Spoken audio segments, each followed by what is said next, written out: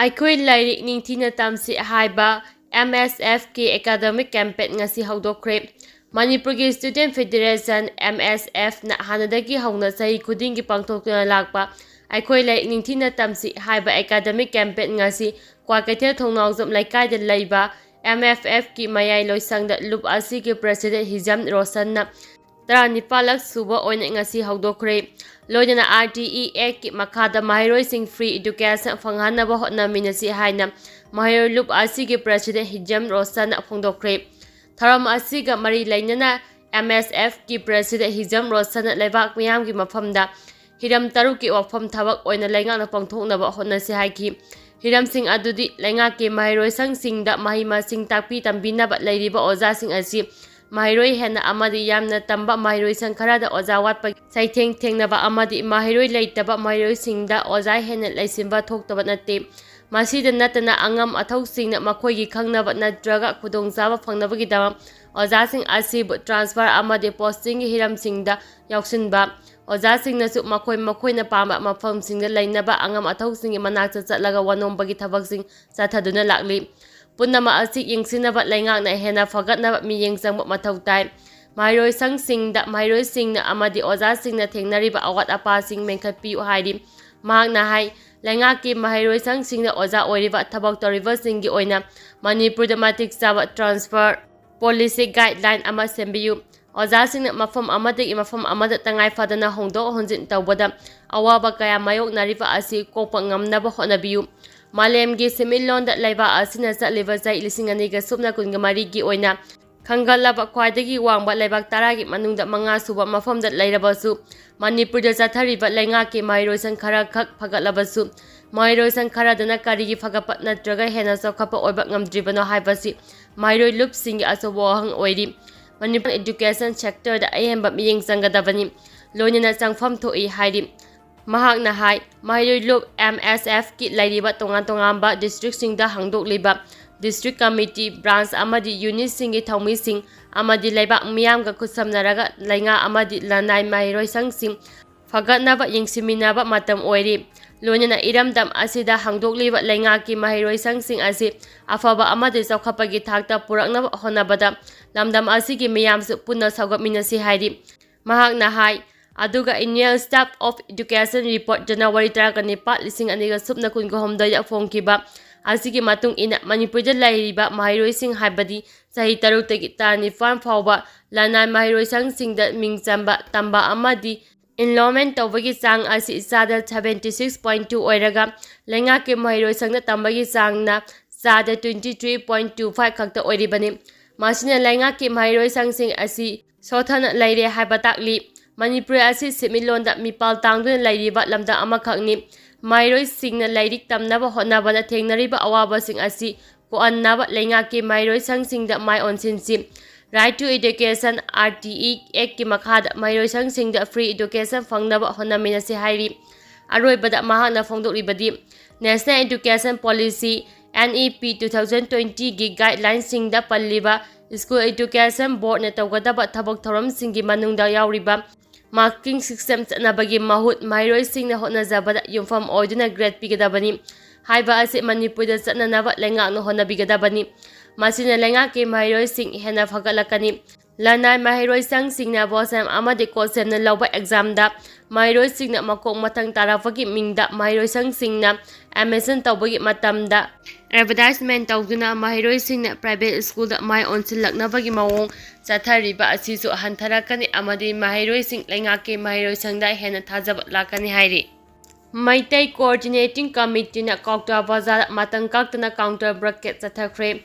ꯃꯣꯔꯦꯗ ꯂꯩꯔꯤꯕ state security ꯐꯣꯔꯁꯁꯤꯡꯗ ꯏꯁꯤꯡ ꯌꯥꯎꯅ ꯆꯥꯅ ꯊꯛꯅꯕ ꯄꯣꯠꯂꯝ ꯑꯃꯠꯇ ꯐꯪꯍꯟꯕ ꯌꯥꯔꯣꯏ ꯍꯥꯏꯕꯒꯤ ꯈꯣꯡꯖꯪ ꯇꯦꯡꯅꯧꯄꯜ ꯗꯤꯁꯇ꯭ꯔꯤꯛꯀꯤ ꯀꯨꯀꯤ ꯚꯤꯂꯦꯖ ꯚꯣꯂꯨꯟꯇꯤꯌꯔ ꯏꯁꯇꯔꯟ ꯖꯣꯟꯅ ꯆꯪꯁꯤꯟꯈꯤꯕ ꯈꯣꯡꯖꯪ ꯑꯁꯤ ꯍꯟꯗꯣꯛꯅꯕ ꯉꯔꯥꯡ ꯐꯥꯎꯕꯒꯤ ꯃꯅꯨꯡꯗ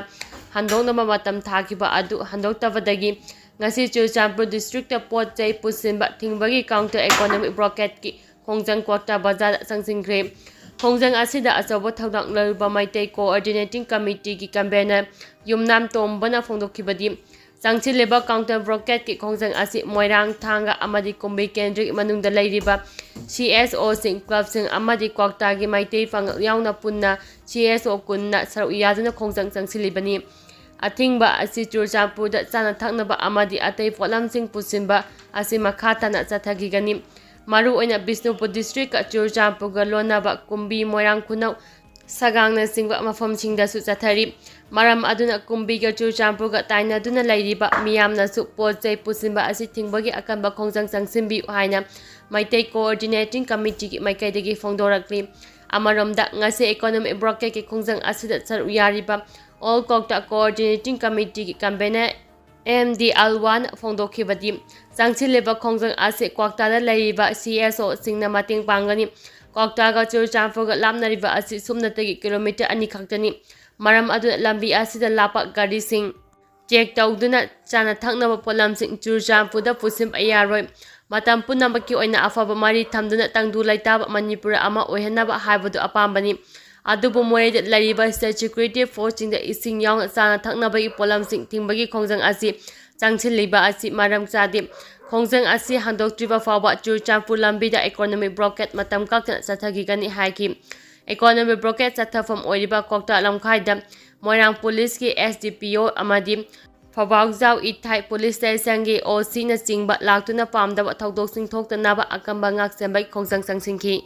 oithoklaroi Manipur thugaigan haiba mapalamgi awaiba wakhal londa thabak toriba Kuki sing chapchana maithiba pigani nongyai India gi politics na kangleipak Manipur bu hiram kayada soalabasu mache taba yaroi apunbage saktam ngakna thamnaba chokthaba naidina honagan haina Manipur gi lalarop UNLF ki pambai group ki acting chairman nongyai na achepa phirep thamlakli UNLF ki pambai group na sinduna lup asigi lami sanglup Manipur People's Army MPA linkhatkibagi kuntraga tarerak suba mapu kumon tharom asi Imphal East district ki manungjana leiriba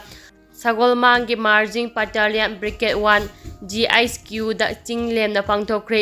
tharom aduda MPA gi nupi amasuk nupa gi mass fast Kanji Tanjan Singh na salami piki UNLF ki acting chairman nongyai na party ki firal singkhakibaga loinana UNLF ki larmi sanglup MPA gi laikhidraba singi mafomda highlight katuna ikai khumnaba utki tungda party ki military affairs committee ki acting chairman piba yawol gi paujensu pathokna taminakhi tharam aduda wangang laduna party ase gi acting chairman hai UNLF ki lami sanglup MPA asi Manipur buning tamnaba ajepa amati asengba wakholon ga loinana safong lakhibani party asina safong lakpaga thawaina pontha pituna kangleipa Manipur gi dama thabak thorom kaya pangthokna lakni miyamgi nungsiba amadi saugatpibaga loinana UNLF ki lami sanglup MPA na maipakna thaba pangthokpa ngamli ngasi su party asina kangleipa ki damak lepli mahakna makata na hai party asi kulai paiba lalahurup ama oirakhibada achawa awaba kaya mayoknarakhi singnaba amadi kathokpagi thongnaga loinana ngasigi fibam asida lup asi pukhalakpa ngamki kangleipa Manipur gi damak lanthengnabada lami singbu political gi wakhalon ningthina chelhanduna achomba lambida purakli achepa political gi wakhalon ga loinana khunagi lalhau horakhibana UNLF ki lami sanglup MP na Kumangjang na changsili Haujik lamdam asida Kuki zo amasuk maitai gi muknaba asigi matangda palladuna acting chairman nongyai na hai oithoklaroi daba Manipur thugaigan haba mapalamdagi awaiba wakholona thabak toriba Kuki sing chapchana maithiba pigani Kuki khudingma UNLF ki lami sanglup MP na yeknavani haina laude aduba kangleipa Manipur bu machetana thugaigan haina honariba sing chapchaba para tambigani maramaduna oidiba fibam asi khangna yeknaba singna khongfam handopa chungani ngasi political gi lamda UNLF ki lami sanglup MP na santi gi lambi da changchilaklabasu kangleipa ki ningtamba amasung yellow furuk kanba haibasi achepa phirepni haiki Manipur da NRC mapung phana sana hannaba MP ningthola semban house ki pukning singsinkhre Manipur gi chingi district sing da masing kai hena hengalakliba asibu check tawinaba amadi best year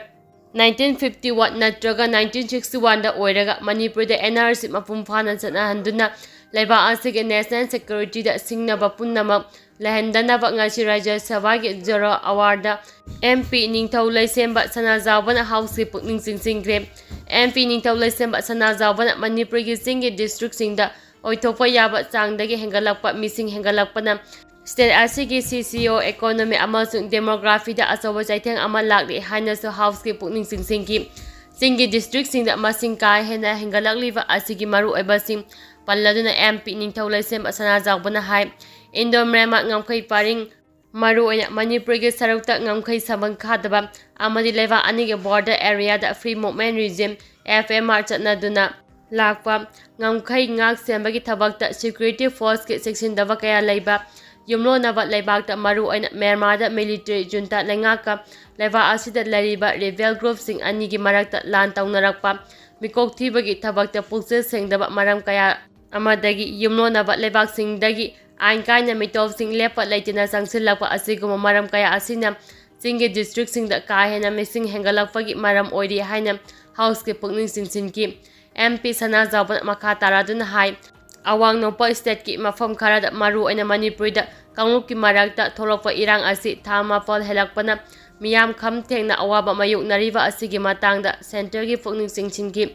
mathakki wafam sing asibu union government na haksina lawidina free movement regime lathoknaba Indomrema ngamkai paring kilometer 1,494 sangba ngamkai sambat ningthina khawagi thaba athubada hobinaba amadi population commission lingnaba center gi pukning singki mitop sing masak khangdoknaba biometric lawbagi thaba makhatana sathanaba wafam sing su pukhatki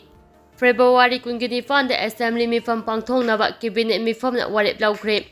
Thamapan helaklaba lamdam asida thokliba kanglup ani ki sathiraba irang asi loisinaba state assembly mifam kauduna warep kaya lauduna Bharat laingakta taksilu haina Manipur miyamna lauduna lakliba chairak asida lakliba February 29 da state assembly mifam hauragani haina ngasi chief minister ke secretary ta pangthokiba cabinet mifam na warep lawkhre ngasi pangthokiba cabinet mifam aduda tonga agenda kaya amasu khanakibaga loinana agenda kaya amasu pass tauki hairi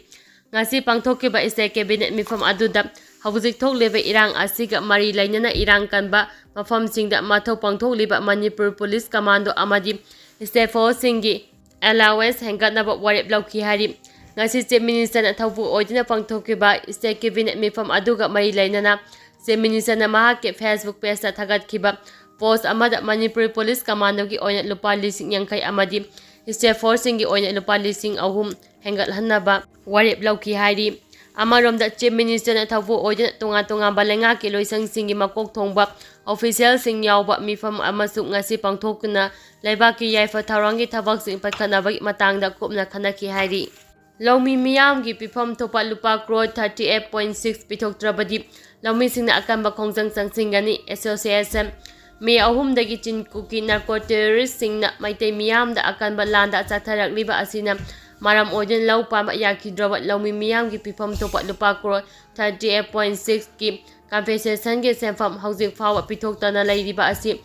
Kanglaipa Progressive Farmers Association na akanba mawongda yaningdaba phongdokpaga loinana akanba khongjang changsingani hari government gi compensation oina phangadoriba sefam khara asina lareba lawmi singna poinugi matamda fawan chinduna lausan tamba amadi chanaba oigadoribani sefam asidi yariba makai laingakna pithofam thokpani adubu Manipur laingakna athubada pithoklakani hajuna lawmi miyamda kyara hana thajaba pikhrabasu ngasi phawa pithoktana thamli thawong asidi laingak lawmi singbo thoksadabani haina lawi maram aduna kokomi farmers wing na chaliba February 10 fawbada lawmi miyam ge compensation pitoktrabadi akanba khongjang sansingadoriba asida Kanglaipa Progressive Farmers Association na su mapung phana sagwatkani hairi